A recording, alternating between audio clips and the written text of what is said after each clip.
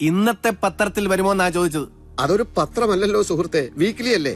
അടുത്ത ആഴ്ച ഇറങ്ങുമ്പോൾ അതിലുണ്ടാവും കരണ്ട് ഭാർഗവൻ ഒരു മഹാനാണ്, മനുഷ്യസ്നേഹിയാണ്, നമ്മുടെ നാടിന്റെ അഭിമാനമാണ് എന്നൊക്കെ. ആദ്യം വിട്ട് ഇളക്കല്ലേ ഡോക്ടർ സാറേ. നിരപരാധിയാണെന്ന് മാത്രം എഴുതിയാ മതി, കൂടുതലൊന്നും ഉണ്ടാക്കണ്ട. എങ്കിൽ പിന്നെ ഭാർഗവൻ പോവല്ലേ? എങ്ങോട്ട്? ഇവിടുന്ന് പോവല്ലേ എന്നാ ചോദിച്ചത്. എന്റെ ഗൗൺ എടുത്തിടാൻ ആര് പറഞ്ഞു? അഴിച്ചു വെക്ക്.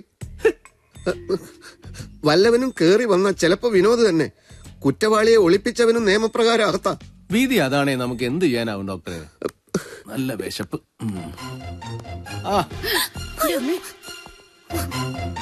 വിശന്നിട്ട് വയ്യ, കഴിക്കാൻ എന്തെങ്കിലും എടുക്കുന്നല്ലേ. എന്താ ഈ കാണിക്കുന്നേ? തിന്നാൻ ഇവിടെ ഒന്നും ഉണ്ടാക്കിയില്ലേ? ഒന്നും കാണുന്നില്ലല്ലോ. ഈ അത്യാവത്തിന്റെ ഇടയിൽ കിടന്ന് ആരെന്തുണ്ടാക്കാനാ? നെല്ലിക്കടിക്കാൻ വെച്ച് പരാമറുണ്ട്, എടുത്തു കൊടുക്ക്, കഴിക്കട്ടെ.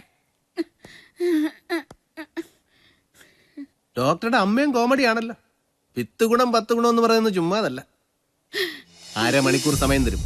അപ്പവും മുട്ട റോസ്റ്റും, അയില മുളകിട്ടതും സ്വല്പം കപ്പ വേവിച്ചതും റെഡി ആക്കിയില്ലെങ്കിൽ നല്ല കോമഡി പറഞ്ഞതാവണ്ടല്ലോ, അത് ഞാൻ അരിഞ്ഞെടുക്കും.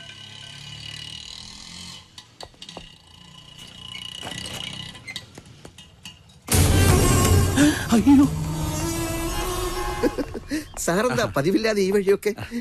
വിനോദ് എന്റെ ഒരു ശിഷ്യനാണല്ലോ. വിനോദ് ഇപ്പൊ ഇവിടെ ഇല്ല, ആരുമില്ല, ഞാൻ ഒറ്റക്കാ. വിനോദ് ഉണ്ടാവുമെന്ന് വിചാരിച്ചല്ല ഞാൻ വന്നത്. ചില കാര്യങ്ങൾ ഡോക്ടറോട് ചോദിച്ചറിയാനാ. നമുക്ക് അകത്തിരുന്ന് സംസാരിക്കാം. അകത്ത് പെയിന്റ് അടി നടക്കാണ്, പെയിന്റ് അടി. ഓഹോ, ഡോക്ടർ ഇരിക്കൂ. Thank you. Narcotic control board ഉദ്യോഗസ്ഥനായ ഞാൻ ലീവ് എടുത്ത് വീട്ടിലിരിപ്പാണെന്ന് അറിയാമല്ലോ. എങ്കിലും മയക്കുമരുന്നുകളോടും അത് കൈകാര്യം ചെയ്യുന്നവരോടുള്ള വെറുപ്പ് എന്റെ രക്തത്തിൽ അലിഞ്ഞുപോയി. അതുകൊണ്ട് മാത്രം ചോദിക്കുക, ഞങ്ങളുടെ ഡിപ്പാർട്ട്മെന്റിലെ ജോസഫ് മാത്യുവിനെ ഭാർഗവൻ കൊന്നു എന്ന് തന്നെയാണ് എന്റെ ഉറച്ച വിശ്വാസം. വർഷങ്ങളായി കഞ്ചാവ് കൃഷിയാണ് ആ സാമൂഹ്യ വിരുദ്ധന്റെ ജോലി. ലോകപ്രശസ്തനായ ഡോക്ടർക്ക് അവന്റെ കൂട്ടെന്തിനാണ്? എന്ത് പ്രശ്നമാണെങ്കിലും പറഞ്ഞോളൂ, എനിക്ക് താങ്കളെ സഹായിക്കാൻ പറ്റും. സാറിനോടായതുകൊണ്ട് ഞാൻ സത്യം പറയാം. എന്റേതായ രീതിയിലുള്ള ഒരു സോഷ്യൽ വർക്കാണ് ഞാൻ ചെയ്യുന്നത്. അയാൾ ക്രിമിനലാണ്, കൊലപാതകയാണെന്നൊക്കെ അറിഞ്ഞപ്പോ ഞാൻ തന്നെ അയാളെ ക്ലിനിക്കിലേക്ക് വിളിച്ചു വരുത്തുകയായിരുന്നു. കഞ്ചാവ് കൃഷി പോലുള്ള ഹീന പ്രവൃത്തികളിൽ നിന്ന് അയാളെ പിന്തിരിപ്പിക്കാൻ ചികിത്സിച്ചുകൊണ്ടിരിക്കുക ഞാൻ.